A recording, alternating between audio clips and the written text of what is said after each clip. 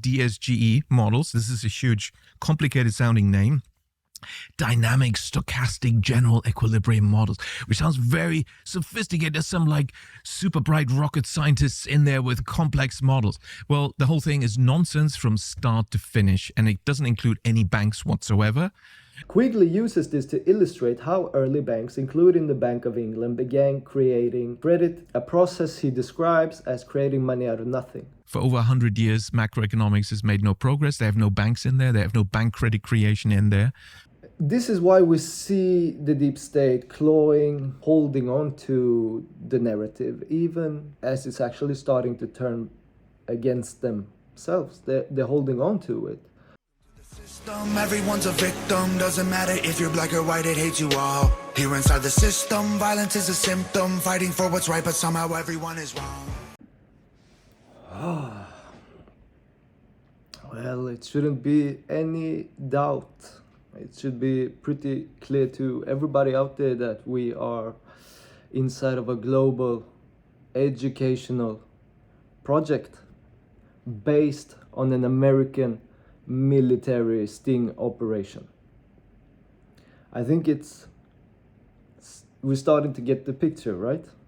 And thank you to everybody out there sharing and liking, commenting these videos, especially those in English.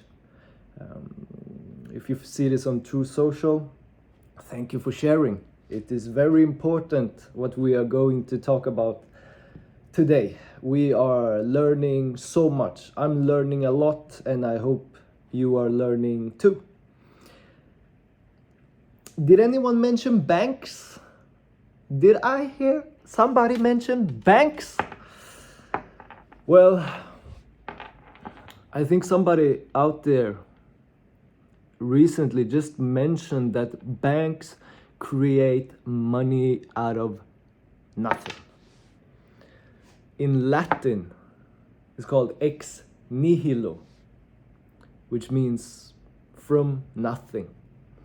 The banks are creating our money that we use to trade daily ex nihilo. Pretty crazy. So, yeah, we just keep cross-tabulating historical perspectives, timelines, who did what, said what, and what was the reason for their actions. Tulsi Gabbard is confirming that Operation Mockingbird is still ongoing and doing everything to stop it. The media continues to drive a narrative protecting the deep state, and there are multiple narratives causing cognitive dissonance in people when these combating narratives are tabulated, analyzed. It's good. So the informational warfare we're inside as well is very important, because 80% of modern warfare is about information, gathering information, handling information. And that is why it's so important to control the opinion. Because if you have the opinion with you, you can do anything. If you have the opinion against you, you can't really do much, right? This is why we see the deep state clawing their way through, but also holding on to the narrative, even as it's actually starting to turn against themselves. They're holding on to it. For example, the Russia hoax. What about Obama? Obama is a very interesting president when you actually think about it. When you just stop the official narrative and just consider for one moment that Obama could be the president of optics. Is it really possible that the most advanced military in the world missed Obama's birth certificate. They didn't realize the hunter was doing cocaine in House of Sweden in Delaware or wherever he did it. They just missed all of it. They had no idea that Biden, Obama, Pelosi had some shady energy deals in Ukraine. Is it possible that, Hillary Clinton, who set up her private server in her bedroom, they didn't see the transaction where she went to buy the server? They didn't see the transaction on the bank statement? Or, yeah, of course. She used somebody else's card. Right?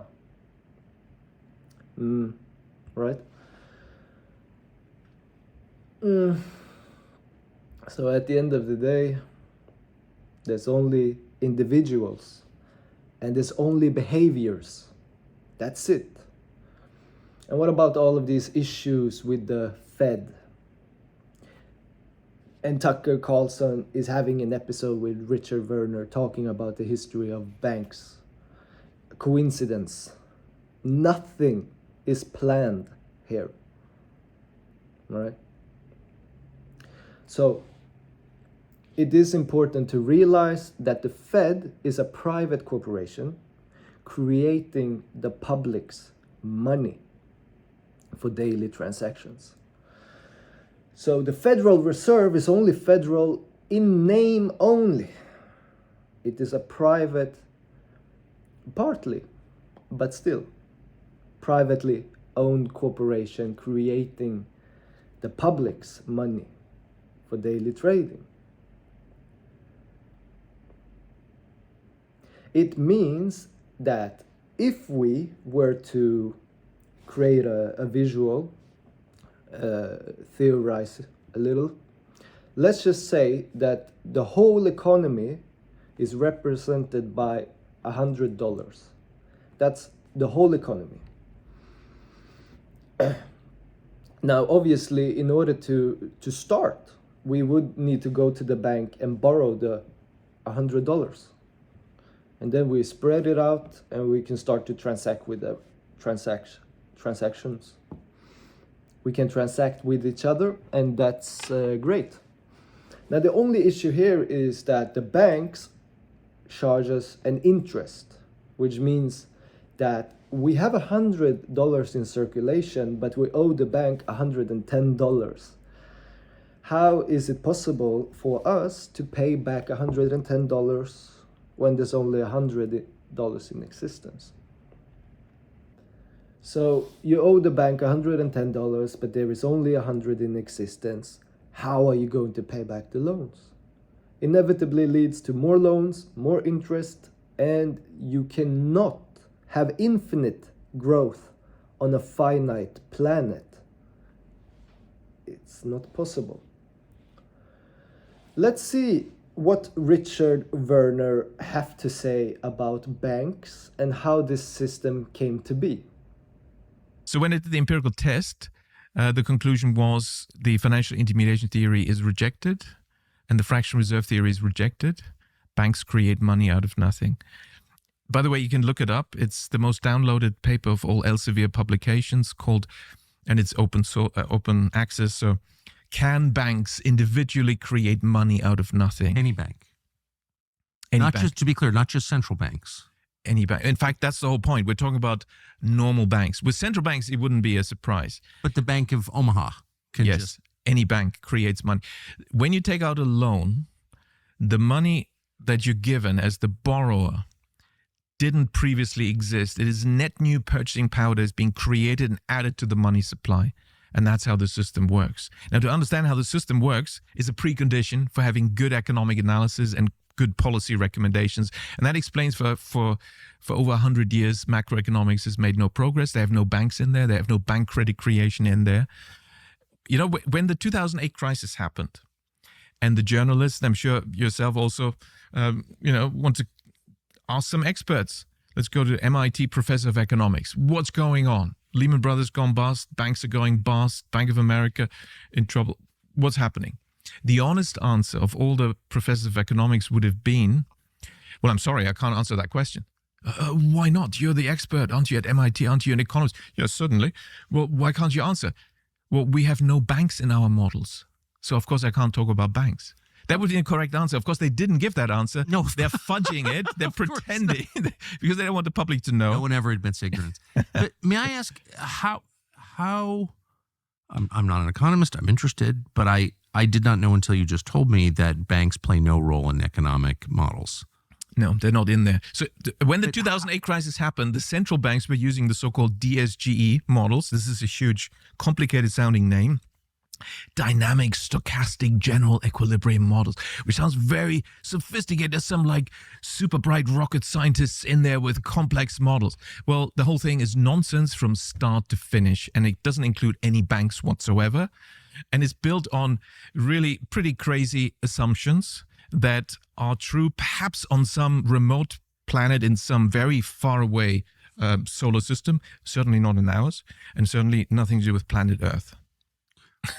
I just think, as a non-expert, the idea that banks would play no role, would not be included in an economic model, a macroeconomic model, seems insane because the experience of every person living in the world includes banks.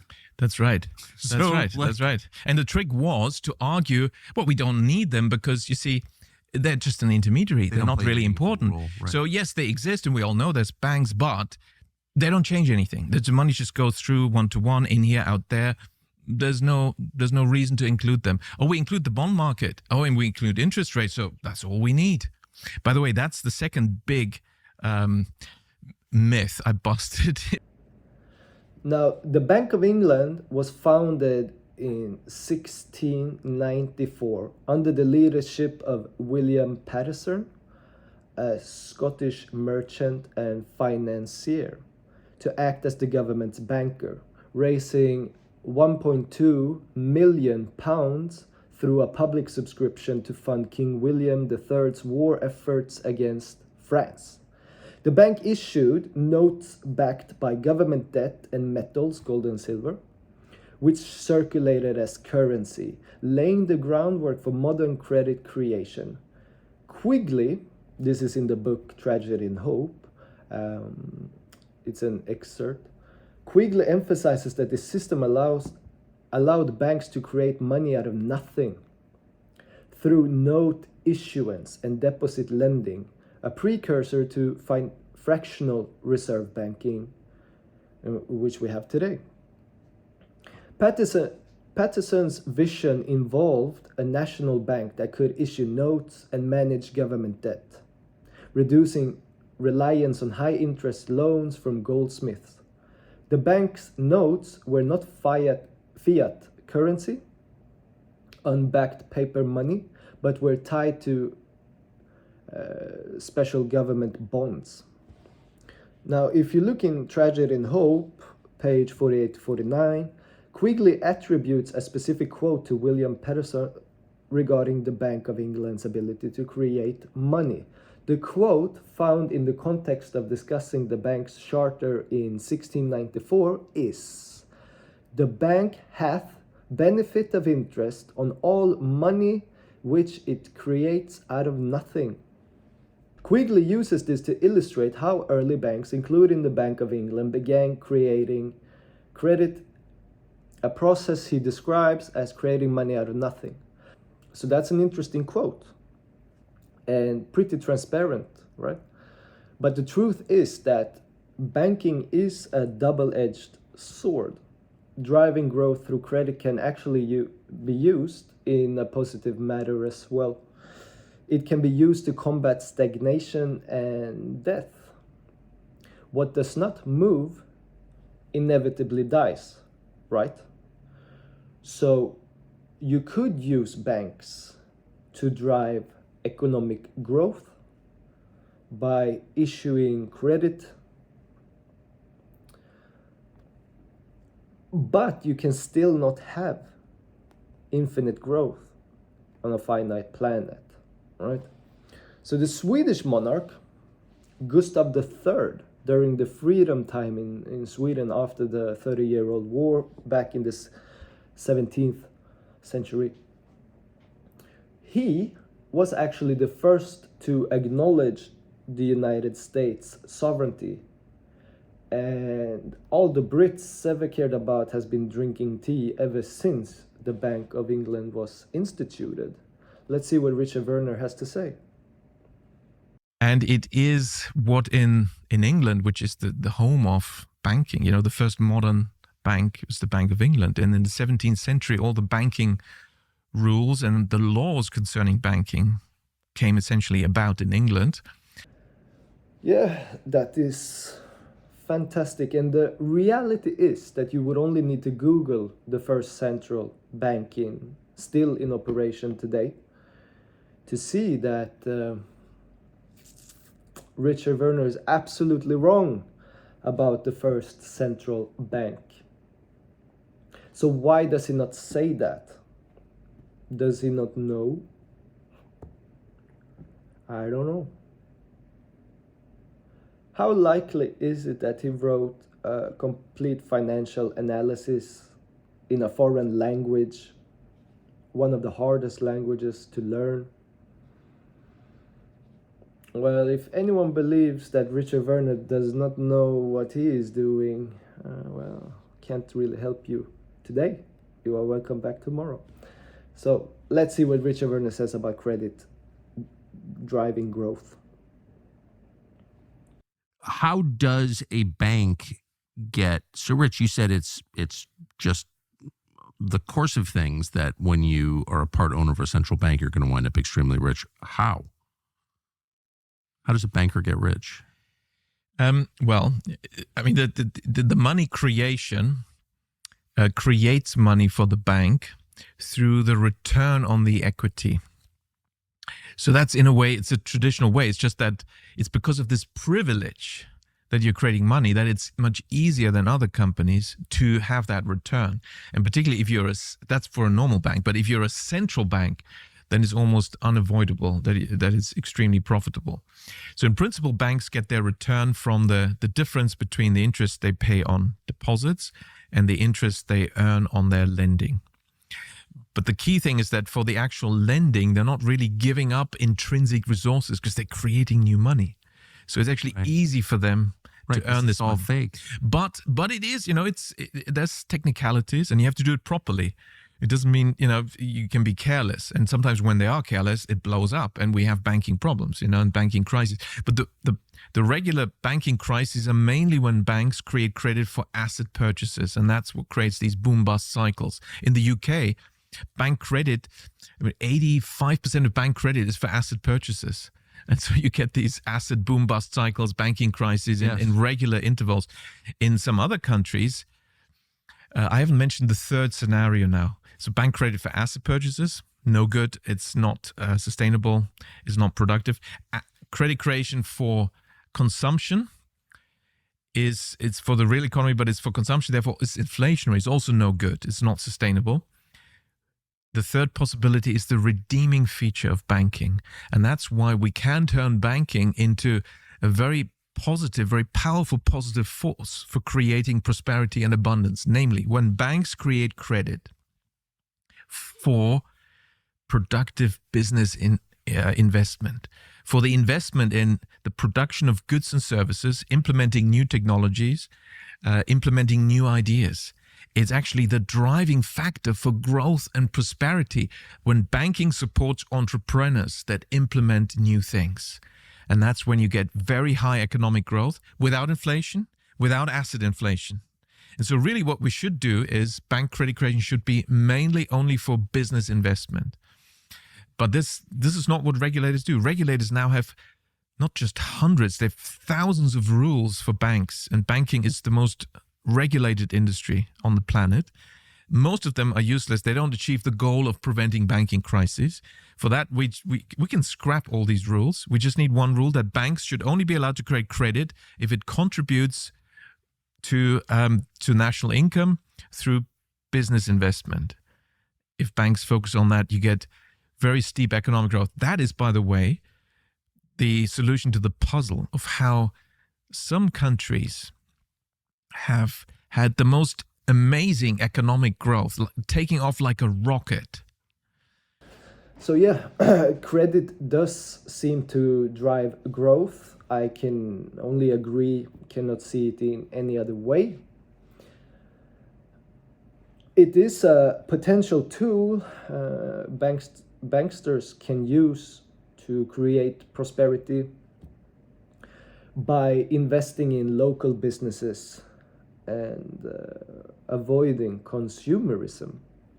But what we can also see is that absolute power corrupts absolutely. And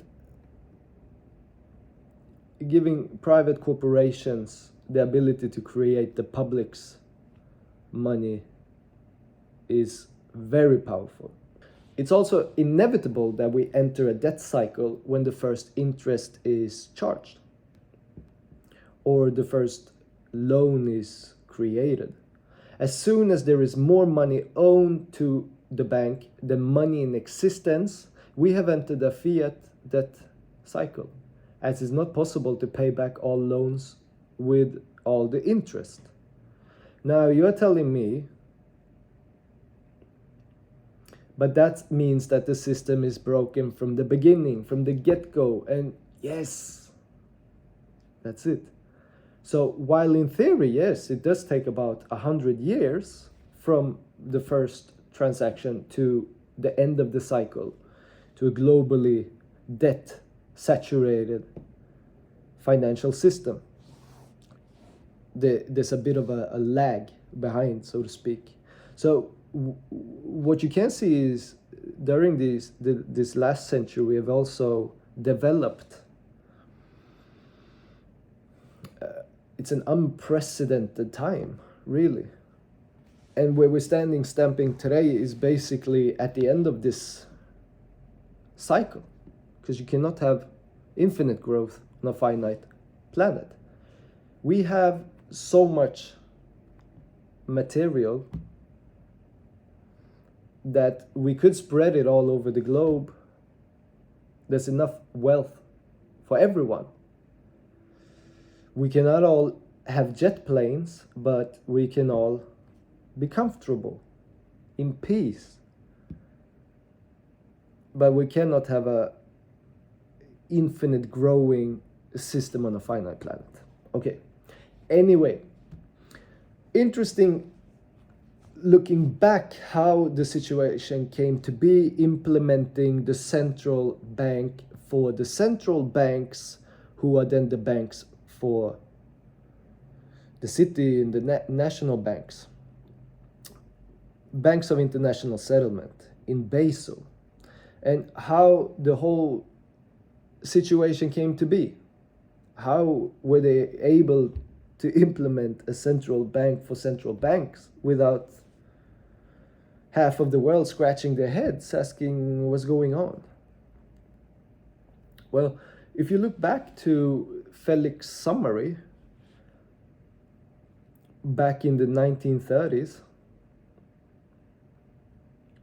he actually already knew beforehand what was going to take place. Now, that's an interesting observation in history, and why it is so important to cross-tabulate historical references and timelines.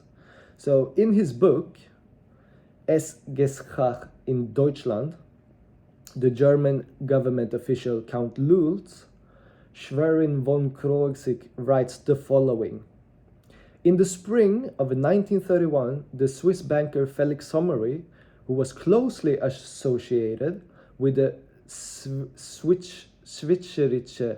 Switzerland Bankverein, banking community, and had also made a name for himself as a national economic theorist, visited the finance ministry in Berlin. When asked how long the ongoing global crisis, it was the depression, how long would the ongoing global crisis last? Felix replied that 3 events had to occur before 1. could expect an upward turn. The banking system in Vienna and Berlin had to be restructured, reformed, to the advantage of IG Farben. IG Farben is worth to Google about. And the chairman of the committee for the reform for the German banking system was, by coincidence, a Wallenberg family member. Through a crisis, the British pound had to be detached from the gold standard so that the debt and currency expansion would not be constrained by the availability of gold. And the Swedish tycoon Ivar Kreuger's match monopoly had to collapse. Early in the summer of 1931, the banks crashed, and late in the summer, the pound was devalued. This process was, of course, entirely orchestrated by the Anglo-Zionist banking hegemony. When Felix Sommerville later returned to Berlin in early spring, specifically at the turn of the February-March 1932, a year later, he was asked whether he still had to wait for the third event to occur. Right? So it was the reform of the German banking system, and there was a Wallenberg member involved. There was the devaluing the pound, disconnecting it from the gold standard, and the third thing that had to occur was the tycoon Ivar Kreuger's match monopoly had to fall.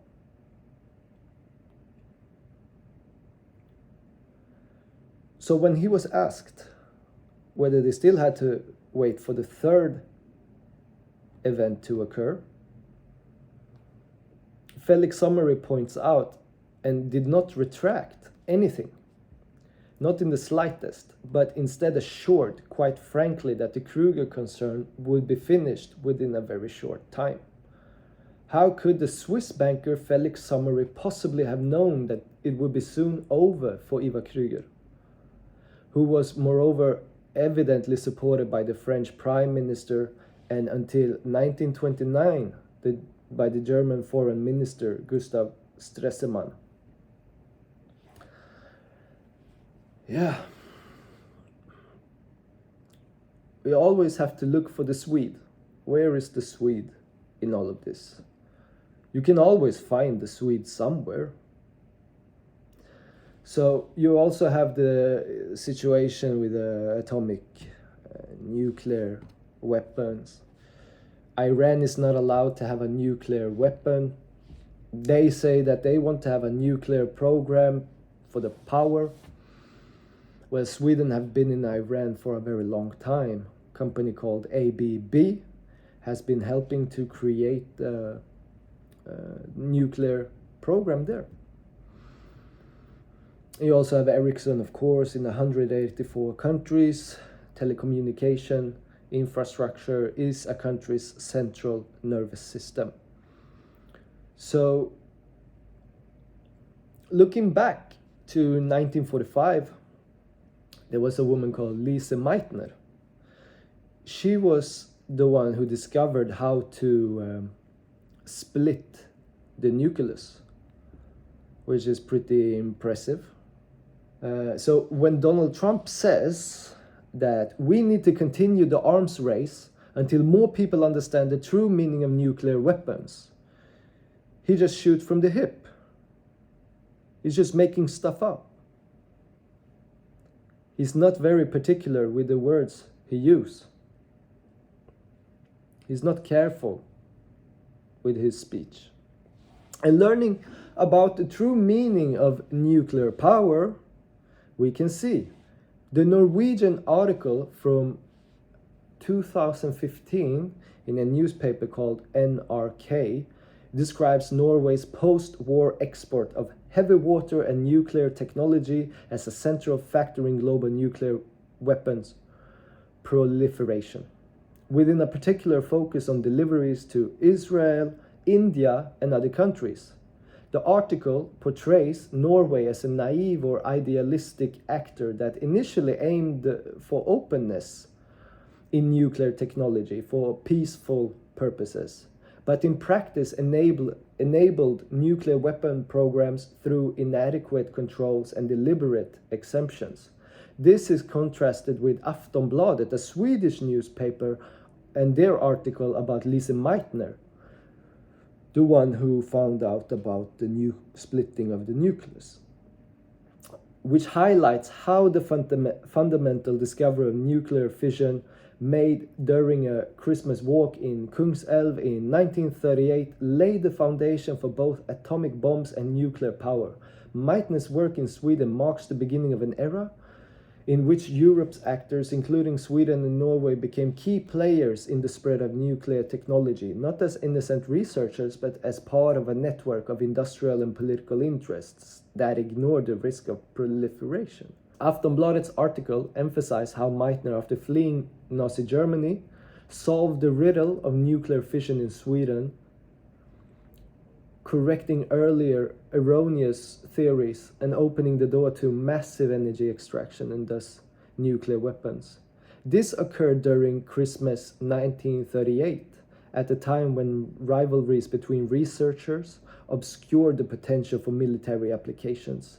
Meitner's calculations directly led to global experiments, including the Manhattan Project, and Aftonbladet reported early on about the atomic explosions in 1939.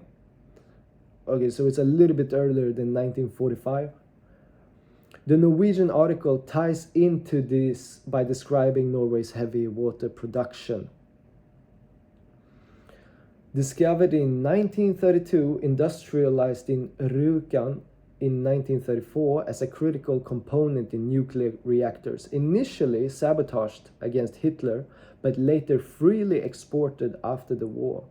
Without the mainstream media's emphasis on heroic discoveries, we see Meitner's work as an unintended trigger for industrial chain reaction, in which Nordic countries like Sweden and Norway became suppliers in a global network.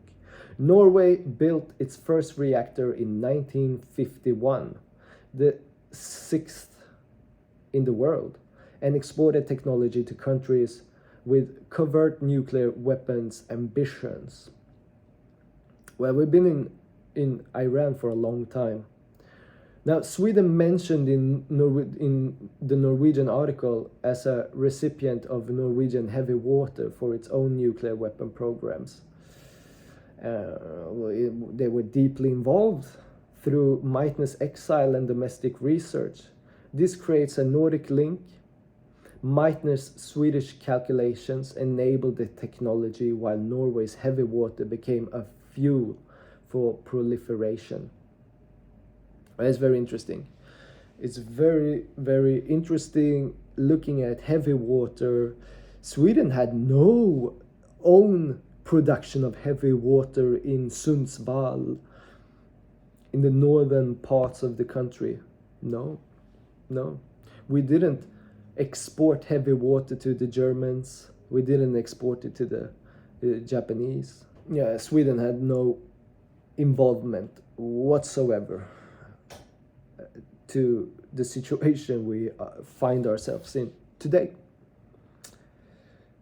We're gonna end with a last snippet from the Richard Werner interview on Tucker Carlson's network.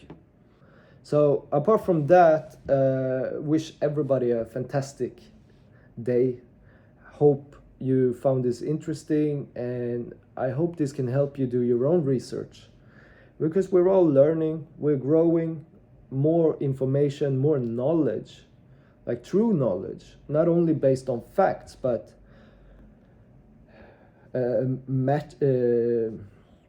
mixing perspectives and concepts and abstract ideas, spirituality and understanding of the body and the brain, and all of this in combination is true knowledge. True knowledge gives us more consciousness, and that's what we want. We want to grow our consciousness.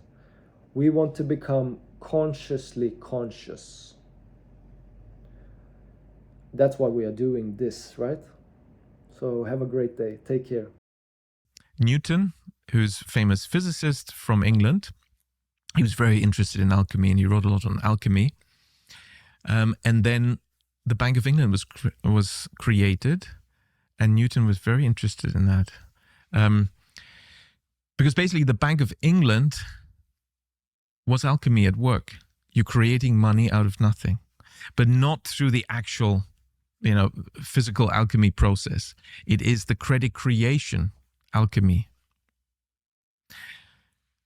Because banks create money out of nothing, but it's a trick. So what happened is this: when gold is money, and people think we need gold for transactions. One thing was the government's investing in, creating gold, but that was of limited success. Now the reality is though that people don't want for their transaction to carry gold around because it's dangerous. I mean, even today, if you go around New York City, Manhattan, you don't really want to walk around with too much visible gold hanging around you. That's right. It's kind of in London, you wouldn't want to do it. And that's 21st century. So imagine, 15th, 16th century, 17th century, you don't really want to do that. Bandits on the roads. No, not a good idea. So what do? Well, you put your money, your gold, where it's safe. Turns out there's some professions that were working with gold, and therefore they had safe places. They had their own little private security team, private army to watch their safe with the gold. And these are the goldsmiths. They make gold jewelry for the king and the aristocrats and the rich people. And so people started to deposit their gold with the goldsmith. Obviously, you need evidence. Like, what if something happens to the goldsmith and his son taking over the business denies that that's your gold? So clearly you need some receipt. Okay, so that was the convention. They got a little fee for safeguarding the gold. Fine, everyone's happy. But the next step is this. Let's say I'm, in the province, somewhere in Hampshire, in England, and we're neighbors and we agree I'm buying this plot of land from you, and we agree on the price and, okay, how much gold? Fine. So what are we going to do next? Well, I've got the gold with the goldsmith in London. Okay, I will go and get the gold. By the way, what are you going to do with the gold? Because if you're not going to keep it here, then it's kind of dangerous. Like, I'm risking my life going to get the gold, bring it here, and then you bring it back to the goldsmith. We might as well leave it in the goldsmith, and I give you my deposit receipt. And that's what happened. So the receipts of deposited gold, of deposited money, became the first paper money in Europe. Gold certificates. Yes, exactly. That's how it works. Now, so the goldsmiths, of course, realized what's happening. Oh, nobody's coming to pick up the gold. That's kind of convenient. And this already explains the secrecy that suddenly then engulfed the whole thing. Because people also realize, well, the goldsmiths have the money, they have the gold. And if you get into trouble or you lose your job, you need money. Where do you go? Well, the goldsmiths have money. So people came there begging for money and asking for loans. Here's where the secrecy comes in. Until around 350 years ago, in almost all European countries, it was illegal to lend at interest. Of course. That's Christianity. Christian rules. The Bible was against interest, and interest was everywhere forbidden. So the goldsmiths would say, oh, well, yeah, maybe I can lend you some money, but we have to keep this very secret because, of course I'm going to charge you interest. Yeah, I'll pay interest. Yeah, we'll keep it secret. And this is what happened. Now, so the goldsmiths realized we can lend out this gold that everyone is depositing with us, some of it, particularly the one that's like bullion in a standardized size and whatever. We can lend out, nobody will realize. And we keep it secret. Everyone's sworn to secrecy because, we're doing something illegal here with the interest. We're charging interest. That's, by the way, how the bond market was created, because it's pretending not to charge interest. Discount bonds. Where you have no coupon, you come and you want to borrow money. Okay, I'll give you 90 and you pay back 100, which is the bond calculation of that is the interest really. But anyway, so all these tricks came about because of the prohibition of interest. But the goldsmiths then realized next, well, hang on, maybe we don't even need to lend the gold. And of course, like every guild, any a trade association, they were meeting regularly, they were talking shop, And, how do we deal with this issue? Of course, we don't want to lend out too much gold. We might get into trouble. Also, we need to collaborate. If some goldsmith suddenly needs more gold, we have to help each other. Otherwise, everything will come up and we'll all get arrested for lending at interest. So they were sworn to secrecy. And one goldsmith, probably the first one to have this idea, said, well, hang on, guys, I've got an idea. We don't need to lend out gold. I'll show you. So there's always this guy coming every Monday morning. Okay, so let's wait. He's coming probably in 20 minutes. They always want to borrow money. I've turned him down. I'll lend him money to show you. So he comes around. Oh, please. Oh, dear goldsmith, I need to borrow this money. All right, today I've decided I'll lend it to you. Here's the standard contract, all the small print, the interest. Your daughters will be sold into slavery if you can't repay. It's a standard practice, all that small print. Don't worry about it. Yeah, I know. Okay, it's fine. Just one more thing. Before I give you the gold, okay, we said 300 grams of gold. Here it is. I will, you sign there, I sign, and I lend it to you. But I want you to deposit the gold immediately with me.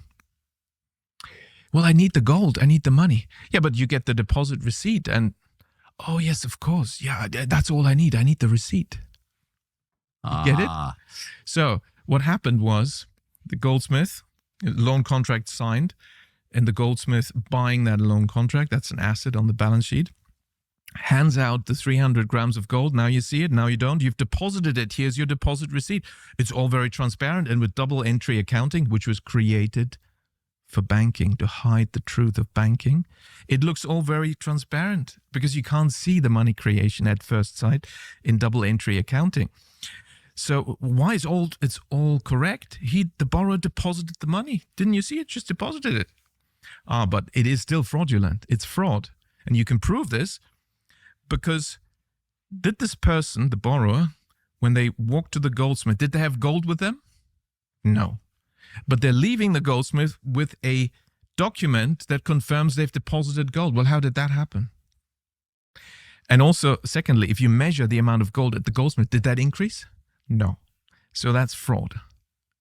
Now, that's also modern banking. That's how it came about historically.